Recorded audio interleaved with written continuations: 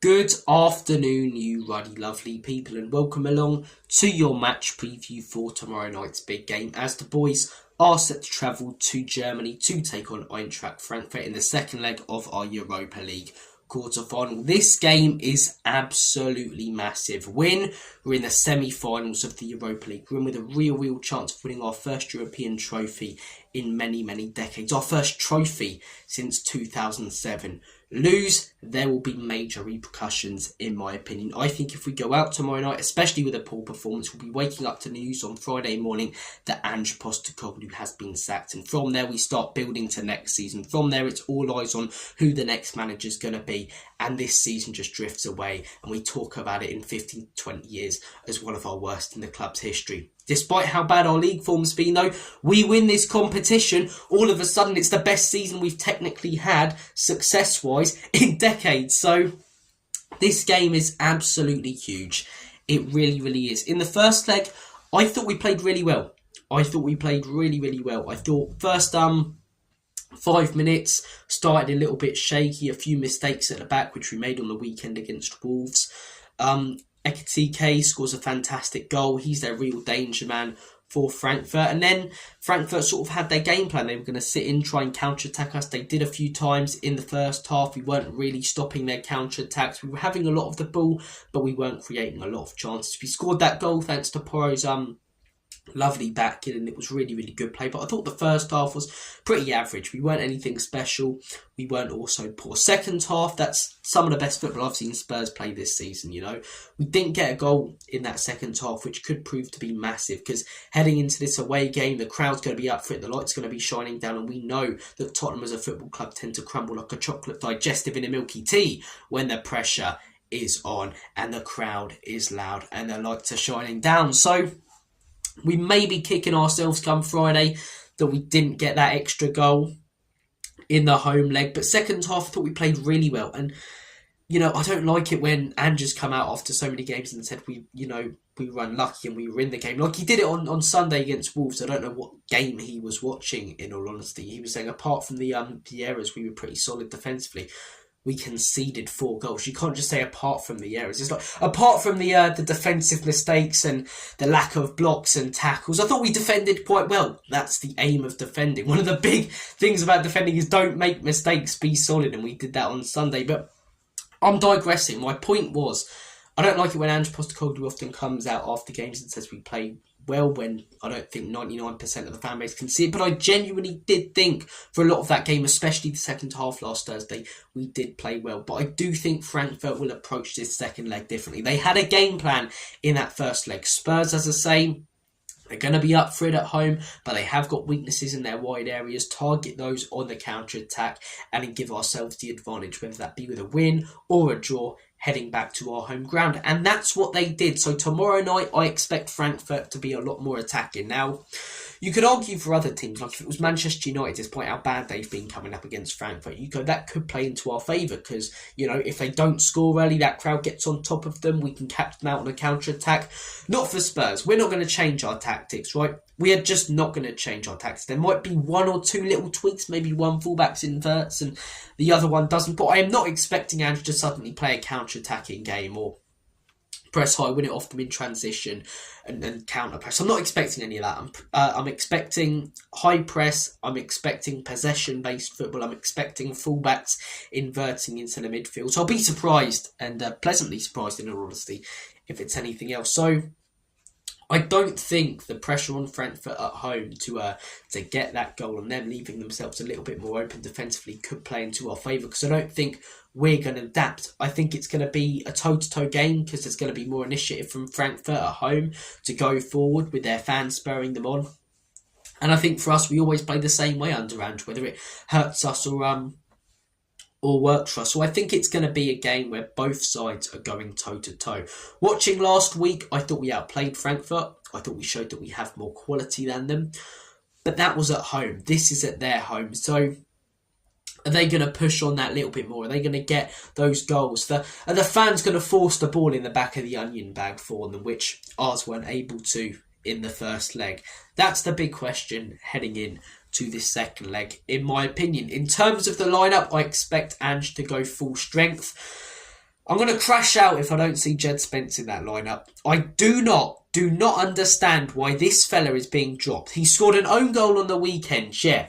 But what more can he do? It's Vicario acting like Flappy Bird in between the sticks. I thought Spence has been really good. He's been our player of the season over the last few months. And his reward for stepping up when we've had injuries is to get dropped. No, he's one of the main reasons we are in this quarter-final. He's one of the main reasons we'll be in the semi-final if we get there. Start him in this game. And for me, if you're going to start Jed Spence, I would have Udogie on the left-hand side. I think Porro's prone to making a lot of mistakes at home. I'm more happy with that, with him going forward, but he's not fantastic defensively, whereas Udogie's a little bit better defensively than Porro. And I do think last Thursday, Udogie was one of our best players on the pitch. It was a really, really good performance. So I'd have Spence in his natural position and Udogie at left back. I think we're probably going to see Porro and Udogie. I expect Vicario. I expect Van der Ven and Romero. A lot of talk about Romero at the minute with the walking off at Molineux. Is he really feeling it for Spurs? I've always had the same issue with Romero. He just doesn't look 100% committed to this football club. It's all about Argentina. I understand players prioritising their nation and country over club, but still, it just doesn't look like he really cares that much about Spurs. And if a big offer did come in for him in the summer, I wouldn't be opposed to letting him go. Don't get me wrong, he's a very good defender, and like a lot of these players in a different system, I think he'd be better, but I don't think he's this world-class defender. And people who say, oh, he's great for Argentina, well, you know, well, these the same people who were saying that for Lascelles. So give him a chance at Spurs. He's great for Argentina and then crap for Spurs. International football's like a different sport. And to be quite frank and honest, I don't give a monkeys what these players are doing for their nations. I care about what they're doing for my club. And Romero at the minute, it's not good enough. But he will start in this game because Dragozin's injured. I mean, we haven't really got anyone else, have we? So, look, I think it will be Romero and Van der Ven. Midfield three, I think it'd be harsh on Bergvall not to start him in this game. He played really well last week. Not the best performance or cameo from him on the weekend, but I think we should start him. Bentancur and Maddison, I think, go with the same midfield three. A lot of talk about Kulusevski being back fit. I believe he was on the bench against Wolves. If he is fit enough, and if Andrew's going to make that judgment, then start him. But I would start him on the right. Because we're not going to counter-attack, right? We're going to play the same way we always do. Try and control the ball and go forward. And I think you need that player with a bit of calmness who can slow it down on the right-hand side and whip in a good cross occasionally. Use a bit of strength. I think, especially in games like these, we need as much muscle as we can. And Brennan Johnson, look, he's like Marmite in the fan base. He splits so much opinion. For me, you can't just discount the fact he scores goals because as an attacking player, that's one of his main priorities. But his overall game isn't great, and one of his big weaknesses is not being strong enough and losing one-to-one battles. You can't afford to do that when the crowd's going to be on top of you in a massive European tie where it's finally poised. For me, it should be Kulusevski on the right if he's fit. Will Ange do it though? I think he will.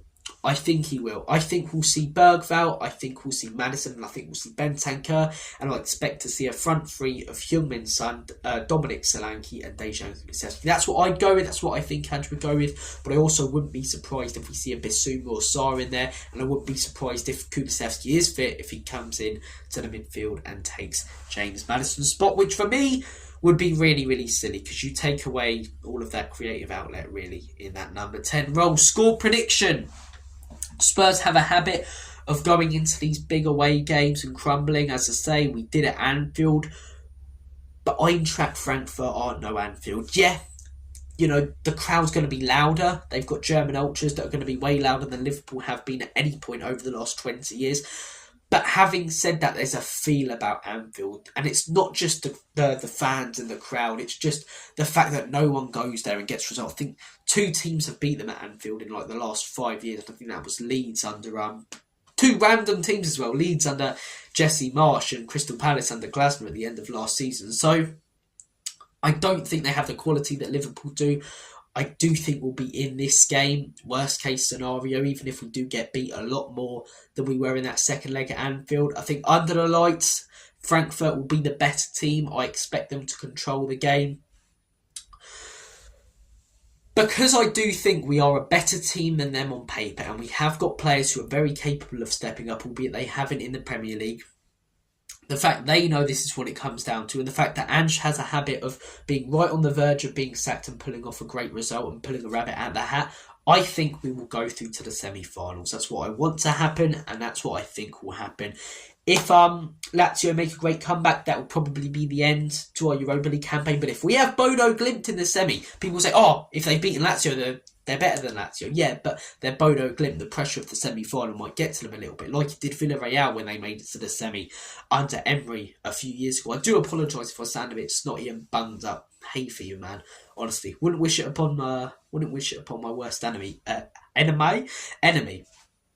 But yeah, I'm going to say 1-1. I think Frankfurt will be the better team. I think we'll score early. I don't think we'll sit in and defend. I think we'll leave ourselves quite open. I think Frankfurt will exploit us. I think Frankfurt will be the better team in extra time. And I'm going to say that Spurs win on penalties purely because of the penalty takers that we do have. Heung-min Son, James Maddison, Solanke can take a penalty. He definitely needs to step up in this game, Solanke. I was reading an article in the Eye, the condensed version of The Independent, about Solanke. And I didn't even realise how long it's been since he scored. January. You know, we're heading into May soon. If he doesn't score at the end of this month, then it's way too long. So, look, I think it will be a close game. I think Frankfurt will be the better team. But I'm going to say that Tottenham Hotspur take it to penalties and go through. If there is going to be a winner in normal time, though, I can't see us winning it by a scoreline of 2-1 or 3-2. I think it will be Frankfurt. But I'm going to be optimistic. I'm going to say Spurs win. I want to see the boys go out there like warriors, get stuck in, as I say. Few fouls, who cares, man? Be aggressive. I want to see them walking through the tunnel like Goldberg, you know. I want to see a camera of someone knocking on the door and seeing our players storm through it. We've got to be up for this, man. This game means so much. Despite how crap this season's been, it's a real chance to make some history. Come on, you Spurs. Don't let me down. Please, please go out there and get through to the semis. Take care, guys. All the best. God bless. Have a smashing rest of your day. Catch you later.